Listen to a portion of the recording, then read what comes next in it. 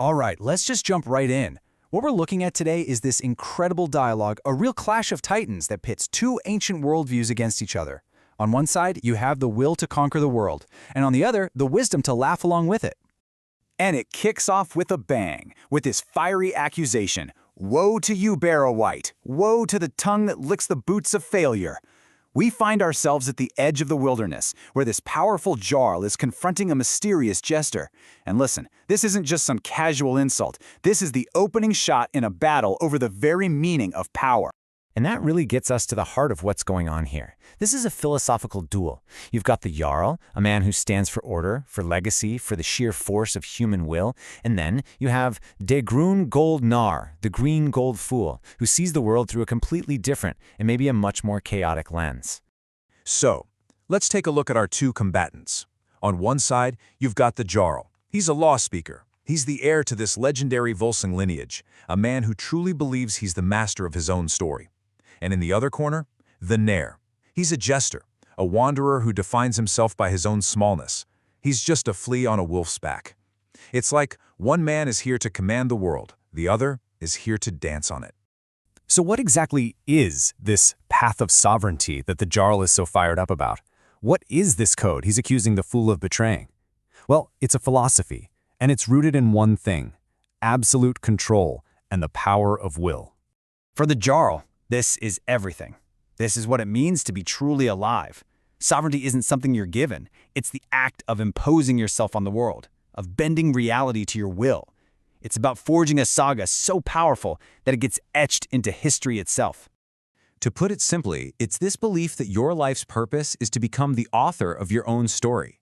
You don't just exist in the world, you command it. Your fate isn't something that just happens to you, it's something you create through sheer strength and action. And here's the real kicker.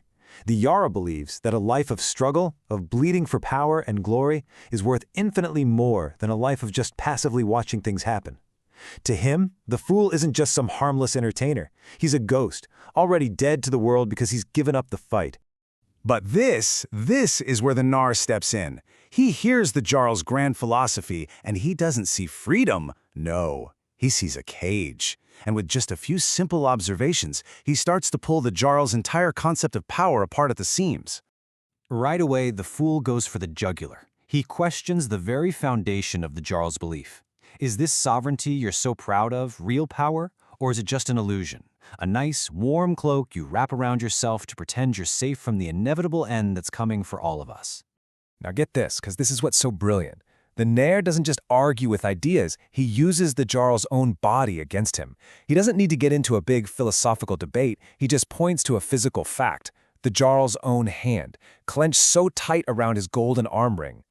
And then he asks this devastatingly simple question. You think you control your wealth, your status, your power, or does it control you? Is that grip a sign of mastery, or is it really a sign of fear? The desperate strain of holding on to something that's actually holding you captive. You see, the fool argues the Jarl isn't free at all. He's a slave to this whole list of unspoken rules. He must avenge, he must conquer, he must be remembered.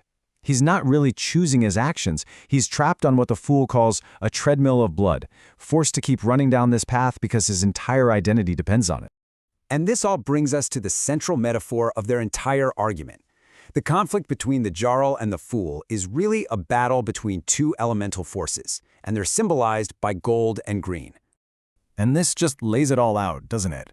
The path of gold, that's the Jarl's way. It's all about control, legacy, and this deep, gnawing fear of being forgotten. It's a heavy, heavy burden. And then there's the path of green, the fool's way. It's about acceptance, freedom from fear, and seeing the whole idea of legacy as little more than a joke. One is a struggle, the other is a dance. So, for the Nair, the whole point is this. The Jarl's entire life, all the struggle, the conquests, his hoard of gold and glory, it's all spent chasing things he can't possibly keep. And from where the fool is standing, dedicating your one precious life to that is the greatest, most tragic joke of all. Okay, so if the Jarl's path is just a fancy cage, what's the alternative? Well, the fool offers up his very own definition of power. The Nars calls it the Willinar, the will fool, and it is a completely different kind of sovereignty. It's a power that doesn't come from being important. It comes from fully, totally embracing your own cosmic insignificance. I mean, what a powerful image, right? You can't control the wolf. The wolf is fate. It's nature. It's the universe itself. The Jarl spends his whole life trying to wrestle that wolf to the ground. The fool knows that's just impossible. Real freedom, he says, is realizing you're just along for the ride. And because of that, you can actually enjoy it without the crushing burden of trying to be in control. And listen, this is not about submission. The fool isn't just bowing down to fate. He is actively engaging with it. He's dancing, with the full and certain knowledge that, yeah, the dance is going to end. It's this joyful, clear-eyed participation in life, completely free from the illusion that you can control the final outcome. And with that one question, he throws the challenge right back at the Jarl and really at all of us. The Jarl's path gives him a crown, sure, but it's a crown so heavy he can no longer move freely. The fool has no crown, and because of that, he's free to dance. So, which life is truly sovereign? The Jarl tries to fall back on his last defense, honor, but the fool just dismisses it with this quiet finality. At the end of the day, all sagas go silent. All gold gets buried. The only thing left is the green, the silent, patient earth that takes everything back. And this leaves us with a final, really provocative takeaway. If the end is the same for the king and the fool, then maybe the only real sovereignty we ever have is the choice to treat our story not as some grand tragedy that needs to be carved in stone, but as a brief, absurd comedy to be enjoyed with everything we've got while we still can.